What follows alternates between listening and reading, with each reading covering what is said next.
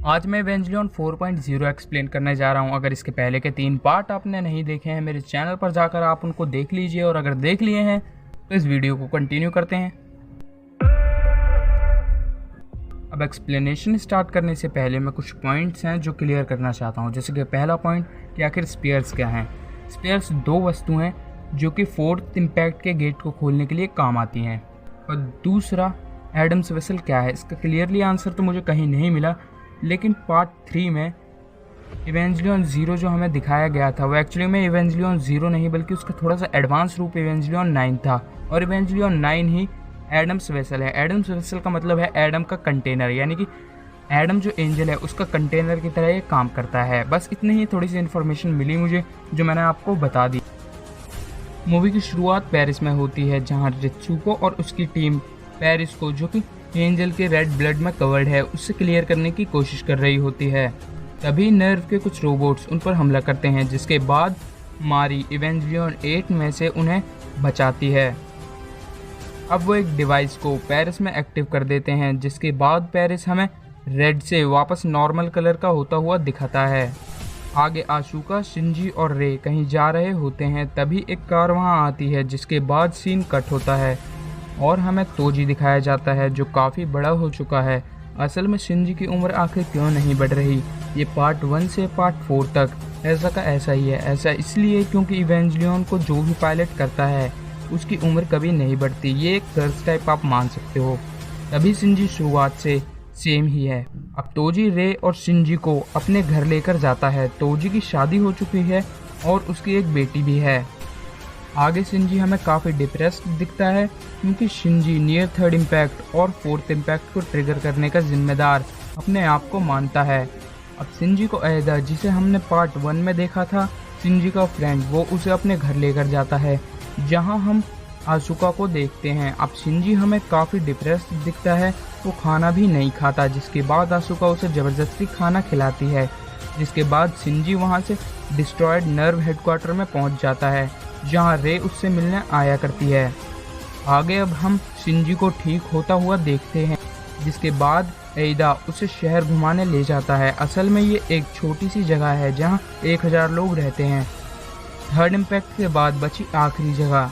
अब हम कुछ डिवाइसेस को देखते हैं जो कि शुरुआत में दिखाए डिवाइसेस की तरह थे। एदा बताता है कि ये उन्हें व्हील ऑर्गेनाइजेशन की हेड मिसातो ने दिए थे। ये device complementary L containment field purification process nullifying unit है, जो कि पानी को शुद्ध बनाए रखता है और एंजल ब्लड को भी प्योरीफाई करता है, जिससे ये गांव अभी तक बचा हुआ है। अब शिंजी आशुका के पास जाता है, जहां वो पहले व्हील से भाग रहा था। अब आशुका से वापस व्हील जाने की बात कहता है।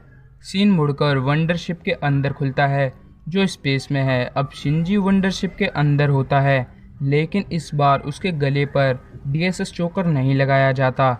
अब मिसातो सभी के साथ मिलकर वंडरशिप के साथ एल फील्ड में एंटर करती हैं, जहां नर्व का एक शिप उन पर हमला करता है, लेकिन मिसातो वंडरशिप द्वारा उसे डिफेंड कर नर्व हेडक्वार्टर के पास पहुंच जाती हैं, जिसके बाद वो उस पर हमला करती हैं, क्योंकि हेडक्वार्टर में यूनिट 13 दोबारा रिएक्टिव होने वाला है, जिसके रिएक्टिव होने से पहले मिसातो को उसे हराना है। अब इवेंजलियन 8 और न्यू इवेंजलियन 2 को लॉन्च करा जाता है, क्योंकि नकली ईवा वंडरशिप पर हमला कर रहे होते हैं। मारी और आशुका नकली ईवास को मिलकर हरा देती हैं, जिसके बाद आशुका यूनिट 13 को नष्ट करने बढ़ती है, लेकिन तभी एटी फील्ड उसे रोकती है। असल में वो यूनिट 13 की एटी शील्ड नहीं होती, क्योंकि यूनिट 13 के पास कोई एटी शील्ड नहीं है। ये एटी शील्ड न्यू इवेंजलियन 2 की ही है, क्योंकि इवेंजलियन 2 यूनिट 13 पर हमला करने से डरता है। तभी आशुका अपनी एक आंख की पट्टी हटाती है, जिसके अंदर से प्योरीफाइंग डिवाइस बाहर आता है, छोटे साइज का। असल में जब इवेंजलियन 3 के अंदर जो एंजल था, उसके अंदर जब आशुका फंसी थी, तो आशुका के अंदर एंजल ब्लड आ गया था, और उसे प्योरीफाई करने के लिए आशुका ने अपनी आंख में वो डिवाइस को डाल रखा था। डिवाइस के निकलते ही आशुका का एंजल ब्लड इवेंजलियन 2 के साथ रिएक्ट करता है, जिसके बाद वो काफ़ी पावरफुल हो जाता है। अब इवेंजलियन 2 अपनी एटी फील्ड को ब्रेक कर यूनिट 13 को नष्ट करने जा ही रहा होता है, लेकिन तभी यूनिट 13 जाग जाता है असल में गेंदो का प्लान शुरू से यही था कि इवेंजलियन 2 के अंदर बैठी आशुका अपने एंजल ब्लड को इवेंजलियन के साथ मिलाए और उसे एक्टिव करे, जिसके बाद यूनिट 13 उसे हराकर अपने अंदर ले ले ताकि उसके अंदर एंजल का ब्लड आ सके। अब यूनिट 13 जागता है और इवेंजलियन 2 पर हमला करता है। इवेंजलियन 2 के अंदर आशुका को दिखाया जाता है, जहां एक दूसरी आशुका आकर अपने अंदर उसे समा लेती है। आगे वंडरशिप में से मिसातो गेंदो को देखती है, जिसके बाद वो उससे बातचीत करने जाती है, लेकिन तभी रित्सुको गेंदो पर गोली चलाती है, जिसकी वजह से उसकी आंख पर लगे ग्लासेस हट जाते हैं। गोलियों से गेंदो को कुछ असर नहीं होता। अब गेंदो उन्हें बताता है कि उसने नेविचार्ड निजार, पता नहीं मैं इसे सही से प्रोनाउंस कर भी रहा हूँ या नहीं, लेकिन इसका नाम ये है, इसका इस्तेमाल कर अपनी मानवता को खो दिया ताकि वो ह्यूमन इंस्ट्रूमेंटैलिटी प्रोजेक्ट को अंजाम दे सके और एक एडिशनल इम्पैक्ट करा सके। असल में ये डिवाइस वही डिवाइस है जो रियोजो काजी ने पार्ट 2 में गेंदो को दिया था। जैसा मैंने पार्ट 2 में आपसे कहा था, मैं आगे इसके बारे में बात करूँगा। असल में यही वो डिवाइस है जो की था ह्यूमन इंस्ट्रूमेंटैलिटी प्रोजेक्ट का। ह्यूमन इंस्ट्रूमेंटैलिटी प्रोजेक्ट वो प्रोजेक्ट है जिसके तहत सील अर्थ पर मौजूद सभी फॉर्म ऑफ लाइफ को मिटाना चाहते हैं ताकि एक नई फॉर्म ऑफ लाइफ जन्मे जिससे ह्यूमन देवताओं को हरा सके। असल में सील देवताओं को मिटाकर फर्स्ट एंजल एडम को अर्थ पर लाना चाहते हैं। इन सभी के पीछे गेंदो का एक अलग मकसद है जिसे मैं आगे आपको बताता हूँ। अब गेंदो यूनिट 13 के अंदर चले जाते हैं, जिसके हाथ में दोनों स्फीयर्स होते हैं। असल में ये स्फीयर्स एक एडिशनल इम्पैक्ट कराने के काम आते हैं। अब गेंदो वंडरशिप पर अटैक करता है, जिसके कोर में इवेंजलियन 1 है। जैसा मैंने पार्ट 3 में बताया है कि इवेंजलियन 1 वंडरशिप का पावर सप्लाई कोर है। अब गेंदो इवेंजलियन 1 को लेकर अपने प्लान को अंजाम देने चले जाते हैं, जहां वो एक एडिशनल इम्पैक्ट कराते हैं, जहां हम देखते हैं ब्लैक लिलिथ को, जिसके अंदर जब दोनों स्फीयर्स जाते हैं तो वो ब्लो होता है और उसके बाद लिलिथ का मास्क हटता है तो हम रे का जाइंट हेड देख पाते हैं। अब शिंजी आता है जो मिसातो से कहता है कि वो इवेंजलियन 1 को पायलट करेगा। अब मिसातो ये सोच कि शायद वही एक आखिरी उम्मीद है, उसे पायलट करने की परमिशन दे देती हैं, लेकिन उससे पहले उसे डीएसएस चोकर पहनाया जाता है ताकि अगर इवेंजलियन में बैठ शिंजी ने कुछ गड़बड़ करी तो उसे जान से मार दिया जाए। अब मारी शिंजी को लेकर जाती है। गेंदो एंटी यूनिवर्स में होता है, जहां वो बार बार क्वांटम टेलीपोर्टेशन कर रहा होता है। एंटी यूनिवर्स जहां थॉट रियलिटी बन जाते हैं। अब शिंजी इवेंजलियन 1 के कॉकपिट में जाता है, जहां उसे रे की सोल दिखती है।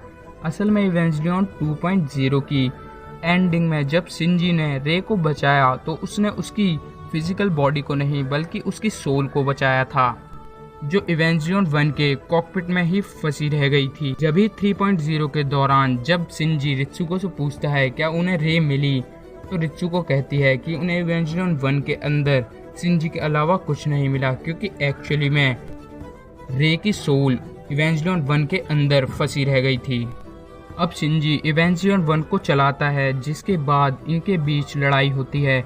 लड़ाई के दौरान यूनिट 13 और यूनिट 1 दोनों लोकेशन टू लोकेशन जंप कर रहे होते हैं, क्योंकि वो एंटी यूनिवर्स में हैं।